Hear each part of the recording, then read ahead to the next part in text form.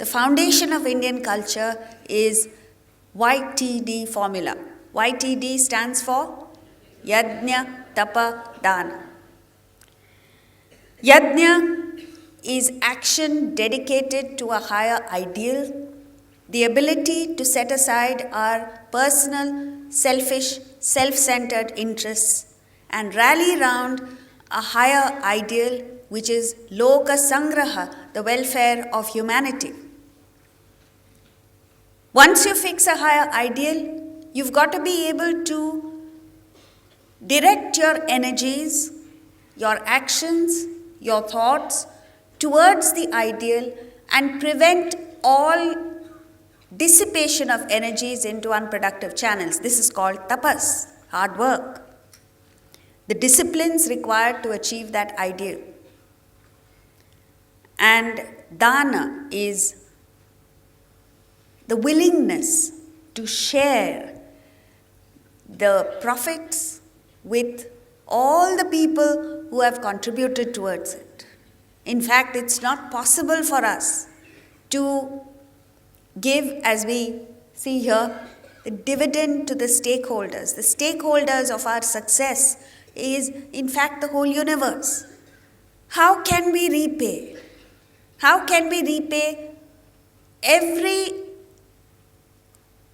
person or every element who has contributed towards our success? We can't do it.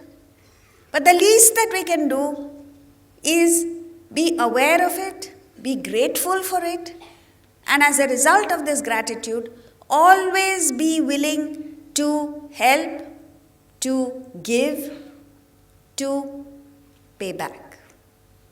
So dana is not charity in that sense. Dana is a token of our repayment. It is an EMI that you pay. When you give an EMI, do you consider it a dana, charity that you're giving to the bank? It is what you owe. And if you don't pay back, God will send His recovery agent and you won't like that. At least here, when the bank sends a recovery agent, you have recourse. When God sends His recovery agent, you have nothing to do but to pay.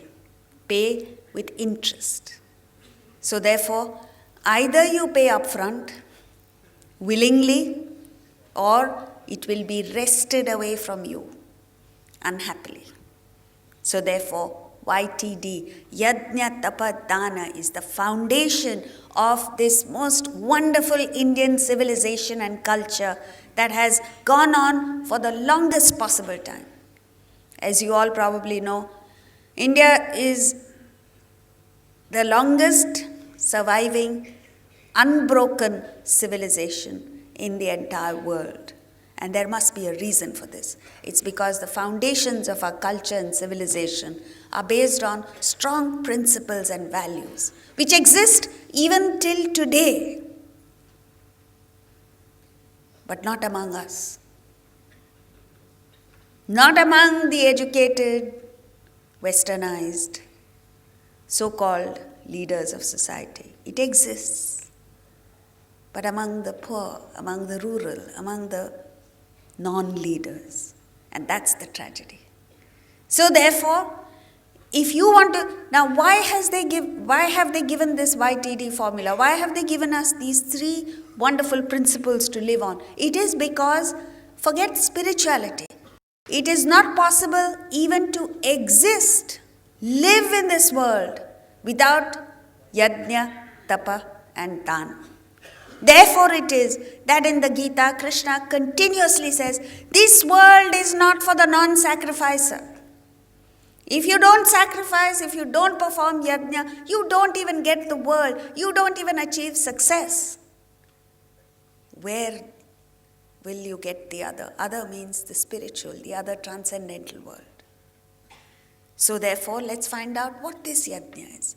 If you take a look at this picture, this is the Havan Kund, the brick wall trough, in which the fire is started, and all the participants who gather at a yajna propitiate Agni, the fire god, by offering ahuti. Every single participant gets his or her own ahuti offering. No one is asked, have you brought less, more, how much have you brought?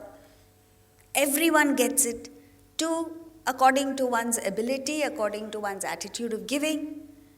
And when you pour in that ahuti offering into the fire, what happens?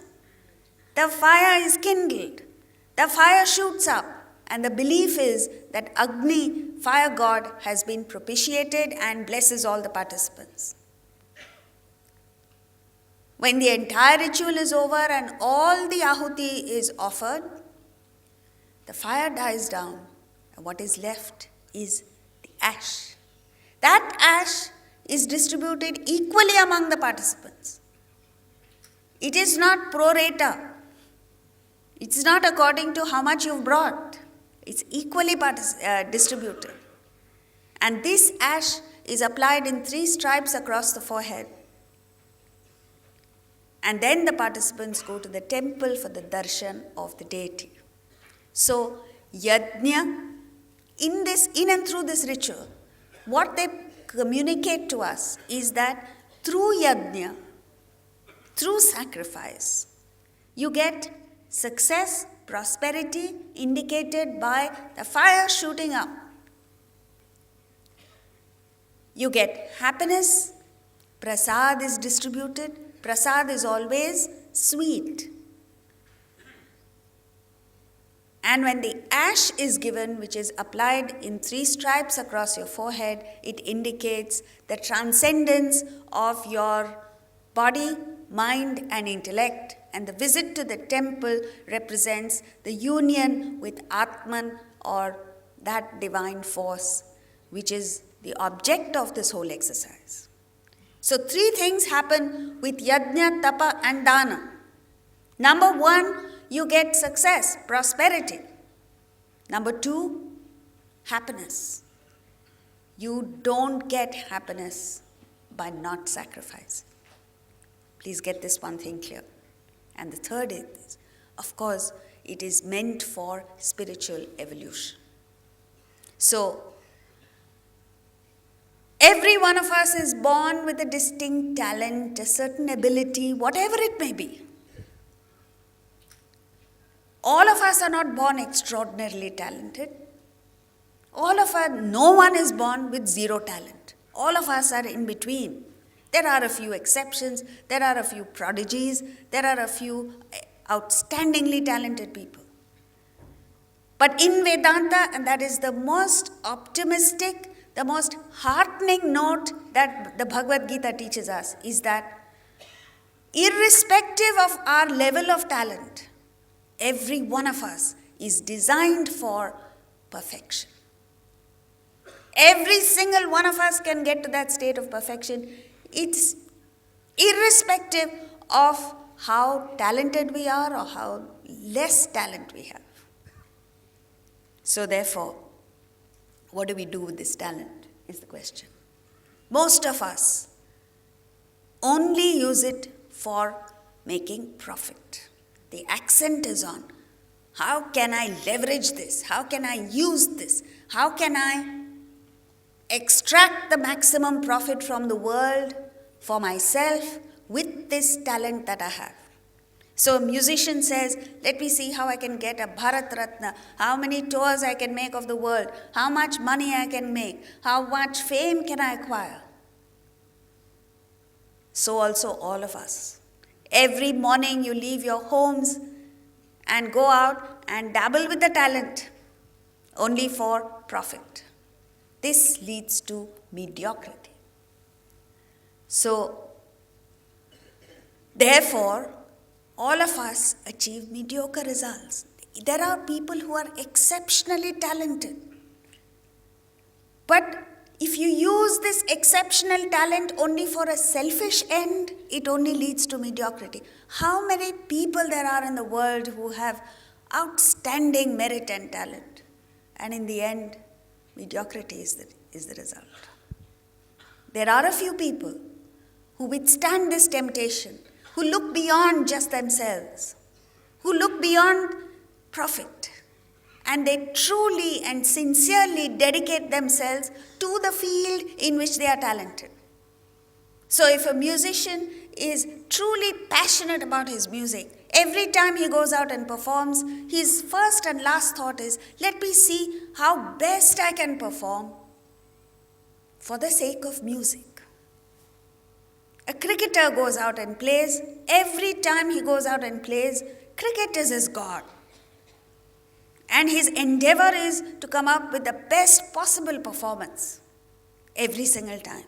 This leads to excellence. Don Bradman was a cricketer of outstanding performance, not just because he was outstandingly talented, but because he was completely, totally focused on cricket. He was dedicated to cricket. So also Einstein, totally dedicated to science. Newton, completely surrendered to science. So if you and I want success, we're barking up the wrong tree. If we just go to acquire one more degree, maybe an MBA will make me more successful. Maybe if I go to Harvard Business School, I will be successful. Maybe if I do this, I'll be successful. You've completely forgotten that the richest people in the world are school dropouts. We are not suggesting that you should drop out. All that we're saying is, acquire knowledge by all means, gain degrees by all means, but spend some time taking a look at what is your attitude towards your work. Whether you're a cook or a carpenter or a gardener or whatever it is that you're doing, there must be an element of dedication. Without dedication, you don't achieve success. With dedication, even if you have no talent, you will achieve extraordinary results. So what the world requires today is not people of exceptional talent. What the world requires is ordinary people with exceptional motivation.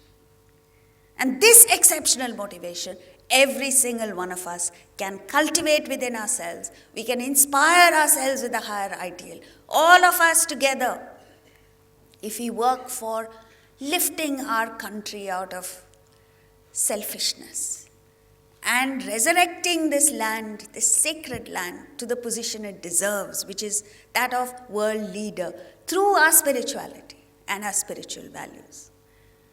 What can't we achieve? We can rock the world. One rare individual in society understands that whatever ability I have is not mine, it's God-given.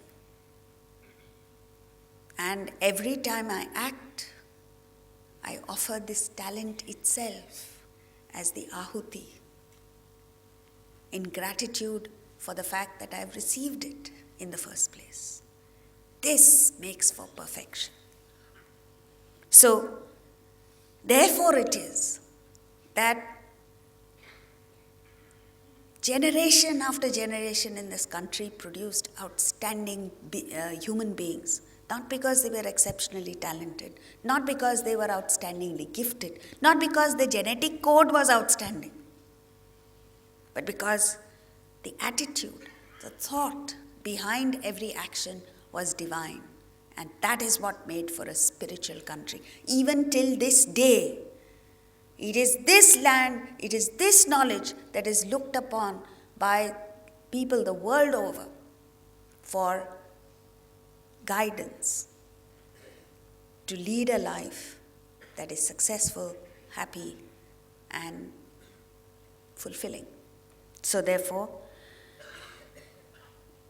root out this small-mindedness, this petty-mindedness, this obsession with just me, and me.